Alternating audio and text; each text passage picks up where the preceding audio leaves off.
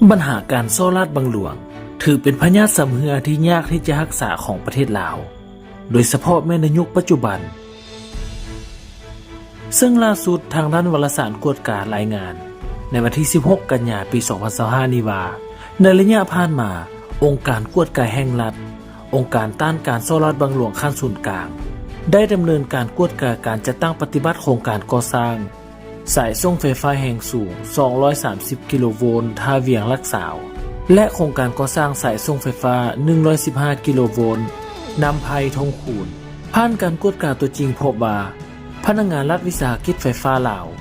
จำนวนหนึ่งมีพฤติกรรมละเมิดระเบียบหลักการและกฎหมายพร้อมทั้งมีปรากฏการณ์สวยแซ่อำนาจหน้าที่เพื่อหาผลประโยชน์จากโครงการดังกล่าวซึ่งการกระทำดังกล่าว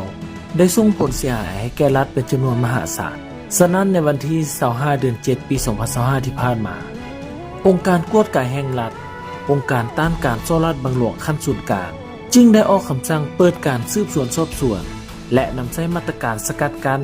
การกักตัวต่อพนักงานเกี่ยวข้องจำนวน 2 คนคืออดีตผู้อำนวยการใหญ่รัฐวิสาหกิจไฟฟ้าลาวและอดีตหัวหน้าห้องการศึกษาสำรวจออกแบบสายส่งและสถานีในข้อกล่าวหาการโซ่ลาดบังหลวงการสวยใช้ฐานะตำแหน่งสิทธิอำนาจหน้าที่เพื่อผลประโยชน์ให้แก่ตนเองโดยปัจจุบันเจ้าหน้าที่พวกดำเนินการสืบสวนสอบสวนเพิ่มเติมเพื่อสรุปสำนวนคดีส่งอัยการประชาชนเพื่อแถลงสั่งฟ้องขึ้นตามศาลตามขั้นตอนของกฎหมายซึ่งนี่เป็นสัญญาณที่ดีว่า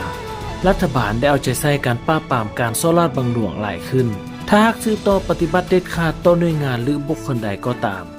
ที่สวยใช้อำนาจในการแสวงหาผลประโยชน์ให้แก่ตัวเองและพวกพ้องต้องนำมาลงโทษตามระเบียบกฎหมายได้แบบนี้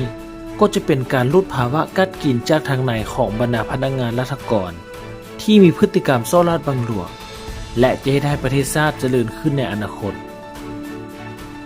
ถ้าท่านผู้ชมมักคลิปของเราก็อย่าลืมกดติดตามและกดกระดิ่งด้านข้างเพื่อเป็นกำลังใจให้กับช่องของเราและเพื่อจะบ่ได้พลาดเรื่องราวดีๆแบบนี้ในคลิปต่อไปสำหรับมื้อนี้สบายดี